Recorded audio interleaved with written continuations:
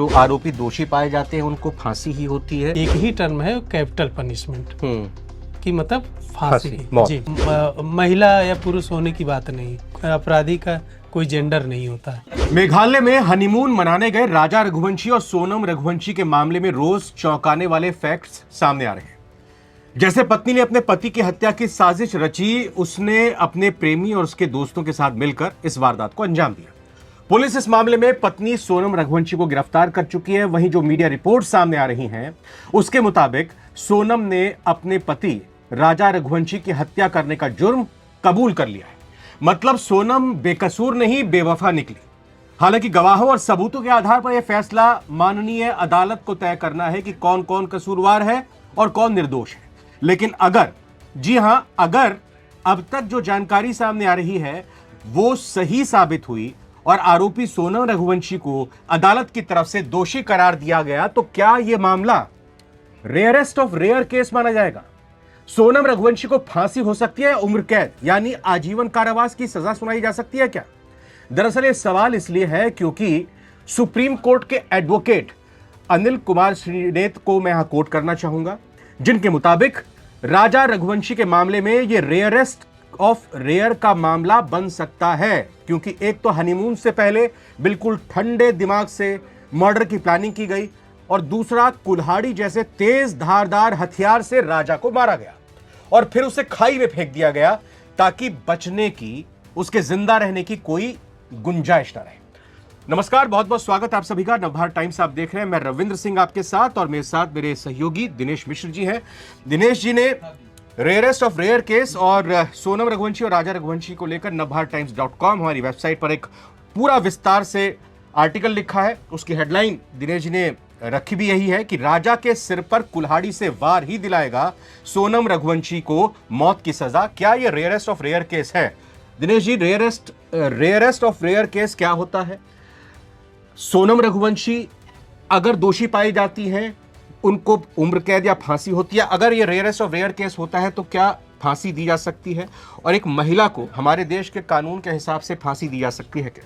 जी, सबसे पहली बात तो ये है कि रेयरेस्ट ऑफ द रेयर क्या है।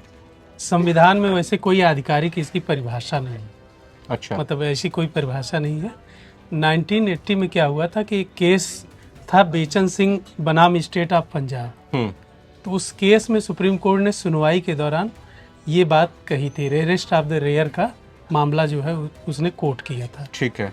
तब सुप्रीम कोर्ट ने कुछ गाइडलाइन जारी किए थे, निर्देश जारी किए थे। और इसके बाद के भी कई केसेज आए, जगमोहन सिंह बनाम उत्तर प्रदेश और इस तरह कई और मामले आए, तो उसमें थोड़ा सा सुप्रीम कोर्ट ने और स्पष्ट किया। मतलब ये टर्म जो है rarest of rare Supreme Court की टिप्पणियों से ही सामने जी जी ठीक। तो उसमें चूंकि सुप्रीम कोर्ट देश का संविधान का सर्वोच्च रक्षक है, बिल्कुल संरक्षक माना जाता है, तो वो सुप्रीम कोर्ट ही, जैसे आप देखेंगे प्रीएम्बल देखेंगे, प्रीएम्बल कौन डिसाइड करता है, उसकी व्याख्या कौन करता है, तो सुप्रीम कोर्ट को ही व्याख्या करने का अधिकार होता है। तो सुप्रीम कोर्ट ही रह के जो भी इस तरह के मामले आते हैं तो वहाँ पे उसकी व्याख्या करने का हक सुप्रीम कोर्ट ही करता है। इस मामले में भी सुप्रीम कोर्ट ने ये बात किया। तो सुप्रीम कोर्ट ने कहा कि जैसे मान लीजिए देश के खिलाफ सशस्त्र विद्रोह है, आक्रमण है, या फिर क्या कहते हैं रेप और हत्या है। रेप और हत्या भी किस तरह की, कि मतलब जैसे टुकड़ों में काटना और बहुत सोच समझ करके प्लानिंग बनाना, जलाकर मार देना। आपको याद होगा कि निर्भया वाला मामला। जी जी, निर्भया तो है ही है। हाँ। इसके पहले भी एक बंगाल का एक केस था धनंजय चटर्जी का। हाँ बिल्कुल याद होगा, उसमें हेतल पारिक की हत्या की बात। जी जी जी। हाँ। उसमें शायद आप रिकॉल करेंगे तो उसमें दया याचिका लगाई गई थी। हाँ। इसी बात को लेकर के को उसकी फांसी की सजा माफ कर दी जाए। हाँ। तो उसमें एक बहुत ही जघन्य कृत्य सामने आया था। हाँ। कि उसने रेप करने के बाद उसको नोच नोच के मार डाला था उस लड़की को। तो ये जो कृत्य है ना, ये पाशविक कृत्य माना जाता है। मतलब ऐसा कोई आम इंसान नहीं कर सकता। ये जो रिपोर्ट्स मैंने बताया इंट्रो में भी कि सोनम ने अपना गुनाह कबूल कर लिया है। हालांकि अदालत में मामला चलेगा। आपने इस पूरी रिपोर्ट को तैयार करते हुए तमाम वकीलों से भी बात की। सुप्रीम कोर्ट के वकील श्रीनेत का भी मैंने यहाँ पर जिक्र किया। उन्होंने कहा कि सोनम रघुवंशी का, राजा रघुवंशी मर्डर केस का ये मामला रेयरेस्ट ऑफ रेयर केस माना जा सकता है। क्या क्या कुछ उन्होंने आधार बताए। अब रेयरेस्ट ऑफ रेयर केस अगर ये माना जाता है तो फिर सोनम का क्या होगा अगर वो दोषी पाई जाती है? हाँ, देखिए, रेयरेस्ट ऑफ द रेयर के सिद्धांत में सबसे बड़ी चीज जो पॉइंट कोर्ट ने बोली है कि फांसी की सजा उन्हीं मामलों में दी जानी चाहिए जो बिल्कुल घृणित हो। मतलब अपराध तो देखिए, हत्या तो कई मामलों में होती है, रेप भी होते हैं, लेकिन घृणित एकदम, जैसे कि निर्भया का था ना, उस उतना नृशंस हत्या जो है, और उस तरह का रेप जैसे, मतलब पैशाचिक जिसे कहते हैं लोग कि ये पिशाच का कृत्य है, इस तरह की कार्रवाई, तो जो इस तरह का है। और उसके बाद जैसे एक सबसे बड़ी चीज है पूरे ओवरऑल टर्म में, एक देखा जाता है, सुप्रीम कोर्ट देखता है कि क्या इससे सोसाइटी पे कितना असर पड़ेगा। अब सोनम रघुवंशी का केस देख लीजिए। सोनम रघुवंशी का जो कृत्य है, आप देखिए पूरे देश में चर्चा हो रही है ना, कि ऐसी बेवफा पत्नी, ऐसी 5 दिन ही हुआ, पहले से ही सगाई के बाद से ही मर्डर की प्लानिंग, ऐसी सी खबरें आ रही हैं। पहले से ही सब साजिश, मतलब अभी कुछ हुआ नहीं और उसके पहले से मर्डर की प्लानिंग की जा रही थी। तो ये जो एक मतलब समाज में, सोसाइटी में हनीमून के दौरान ही जी, तो ये चीज मतलब बहुत बड़े व्यापक तबके में इसकी चर्चा हो रही है। लोग कह रहे हैं कि मतलब अलग भी तो हो सकते थे, तलाक ले सकते थे, या फिर शादी ही ना करते, ऐसे भी क्या मजबूरी थी भाई, भाग जाते, शादी नहीं करते, या बहुत से और तरीके लोग आजमाते हैं, जबरन शादी अगर उनके माँ बाप घर में करते हैं तो भी। हालांकि ऐसी कोई खबर नहीं, सब कुछ ऐसा दिखाया जा रहा है कि बहुत उनकी पसंद से, रजामंदी से सब शादी हुई। तो फिर ऐसा करने के पीछे नौबत क्या आ गई कि अब मेरठ की मुस्कान की तरह, जैसे वो लव मैरिज थी, उसके बावजूद उसने 15 टुकड़ों में ड्रम में उसको काट के जमा दिया। तो इस तरह के जो कृत्य हैं वो पूरी सोसाइटी को प्रभावित करते हैं। अब आप देखेंगे इस तरह की घटनाएं बहुत सारी इस बीच सामने भी आई ना। तो ऐसे में अगर कोर्ट, सुप्रीम कोर्ट इस चीज को देखता है व्यापक दायरे में कितना असर पड़ता है, तो उसके हिसाब से वो फैसला देता है। रेयरेस्ट ऑफ रेयर केस अगर अदालत की तरफ से इसको माना जाता है, तो रेयरेस्ट ऑफ रेयर केस में क्या ये माना जाता है कि जो आरोपी दोषी पाए जाते हैं उनको फांसी ही होती है, या उम्र कैद, आजीवन कारावास तक की भी सजा हो सकती है? नहीं, rarest of the rare case में ज्यादातर फांसी की ही सजा होती है, क्योंकि आजीवन कारावास तो जो मृत्युदंड करे, जो उम्र कैद है, उम्र कैद के मामलों में तो एक जैसे जो धारा लगाई जाएगी, जैसे अभी तो बीएनएस की धारा, एक भारतीय न्याय जो संहिता है उसकी धारा 103 है, पहले 302 थी आईपीसी की धारा, अब वो 103 जी। तो उसके तहत उसमें मृत्युदंड या उम्र कैद की बात है, प्रावधान, हत्या जैसे मामलों में।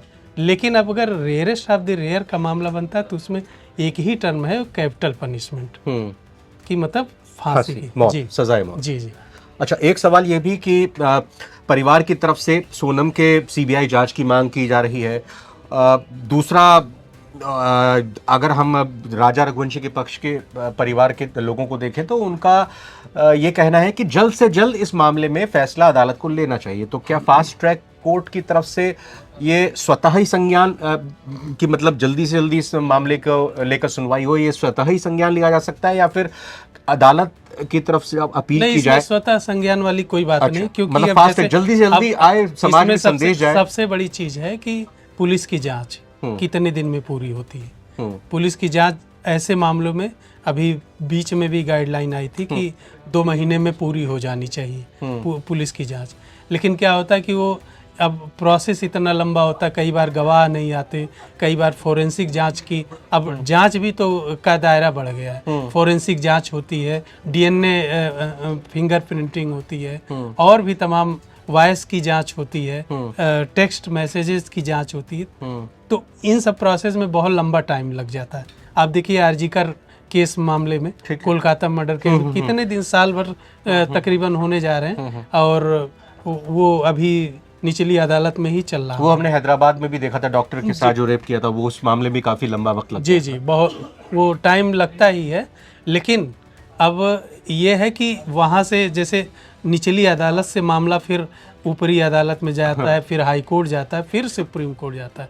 तो अब इसमें सुप्रीम कोर्ट के स्वतः संज्ञान लेने वाली जैसी कोई बात नहीं है। हाँ जी नहीं, मैं दरअसल यही जानना चाहता हूँ, अदालत की तरफ से इस मामले की जल्दी सुनवाई हो, फास्ट ट्रैक कोर्ट में इसकी सुनवाई हो। मैं इस संदर्भ को, इस पहलू को समझना चाह रहा था। और एक चीज़ और ये भी जानना चाह रहा था, जो मैंने शुरू में भी जिक्र किया था, अगर रेयरेस्ट ऑफ रेयर केस इसको माना जाता है, कैपिटल पनिशमेंट ही ज़्यादातर इस तरह के केसेस में मिलती है, जैसा आपने बताया अभी तक के ट्रैक रिकॉर्ड के हिसाब से, तो किसी तरह की राहत रियायत सोनम को इस लिहाज से तो नहीं मिलेगी कि अगर वो दोषी करा दी जाती है कि भाई युवा है, महिला है, भूलवश बहकावे में आकर उसने इस तरह से कर लिया। नहीं, ये युवा है, सबसे बड़ी बात तो युवा है, बालिग है, पढ़ी लिखी है। महिला या पुरुष होने की बात नहीं। हाँ। अपराधी का कोई जेंडर नहीं होता है। हाँ। ये अदालत भी मानती है। हाँ। कि उसका कोई जेंडर नहीं होता, तो कानून के समक्ष हर कोई समान है। हाँ। आर्टिकल संविधान का अनुच्छेद 14 जो है, हाँ, यही कहता है कि हाँ मतलब हर कोई जो है कानून के समक्ष एक जैसा, उसके सामने मतलब एक जैसा ही बर्ताव होगा। तो इसकी कोई बात नहीं। बात यह है कि अब ये फास्ट ट्रैक कोर्ट में होगा या नहीं, ये राज्य सरकार तय करेगी। मेघालय की या मध्य प्रदेश की? नहीं, जहाँ केस चले मेघालय में। जी अच्छा। तो अगर वो देना चाहे कि इस मामले को तेजी से निपटारा करे, हाँ, तो वो फिर राज्य सरकार हाई कोर्ट से या कोर्ट से इस पे सीबीआई कोर्ट को इंक्वायरी को लेकर भी मेघालय सरकार, हाँ, अगर राज्य सरकार को कहेगी सीबीआई जांच हो, वो तभी होगी, अपील करेगी। हाँ, अभी वैसे फिलहाल जो मौजूदा घटनाक्रम चल रहा है उसमें लगता नहीं कि इस तरह की बात नहीं, क्योंकि ये कोर्ट का मामला है और सारी जांच पूरी करने में टाइम लगता है। दिनेश जी, किस खबर के पहलू में कुछ और छूट रहा हो जो हम दर्शकों के साथ शेयर करना चाह रहे हैं? अभी तो और कुछ तो नहीं। इसमें सबसे बड़ी चीज़ यही है कि अब जैसे इसमें 2-3 पेज है। एक तो मेघालय पुलिस की बात है, जैसे मेघालय पुलिस जो दावे कर रही है, अब मेघालय पुलिस कॉन्फ्रेंस करेगी, प्रेस कॉन्फ्रेंस करके बताएगी कि क्या क्या हुआ, कैसे हुआ। फिर उसके पक्ष में उसको एविडेंस देना पड़ेगा, क्योंकि सिर्फ सबूत या जैसे अभी आ रही खबर कि उसने पूछताछ में स्वीकार कर लिया है कि उसी ने कन्फेस कर लिया है कि उसको राजा को उसी ने मारा है, लेकिन अदालत में ये सबूत टिक नहीं पाते हैं, क्योंकि अदालत में गवाही के दौरान उस सबूत जो बात कही जा रही है उसके लिए एक सबूत भी देना पड़ता है। अब वो कॉल डिटेल, घटना के टाइम पे वो वहाँ मौजूद थी या नहीं थी, या उसके कांटेक्ट कितने थे, या जैसे सुपारी किलिंग की बात आ रही तो वो उसके बीच में कितने टर्म्स थे, क्या कंडीशन थे, या कोई ऐसी बातें, वो सब मतलब पुष्ट होनी चाहिए। ये पुलिस का काम है। बिल्कुल। और सोनम रघुवंशी का, राजा रघुवंशी का ये एक ऐसा मामला जो मीडिया में छाया हुआ है। मीडिया में इसलिए छाया हुआ है क्योंकि समाज में, देश में इस पूरे केस को लेकर लगातार चर्चा हो रही है, बातचीत हो रही है, और हर पहलू को लोग समझना चाह रहे हैं कि क्या हुआ, कैसे हुआ, कब हुआ और आगे क्या होगा। हमारी भी यही कोशिश थी कि इस केस में आगे क्या हो सकता है, इस जैसे केसों के संबंध में पिछला इतिहास कैसा रहा है। फिलहाल ये वीडियो कैसी लगी इस पर कमेंट करके ज़रूर बताइएगा। और दिनेश जी, आपने बहुत अच्छी जानकारी व्यूअर्स को यहाँ पर साझा की, बहुत बहुत शुक्रिया। शुक्रिया, धन्यवाद।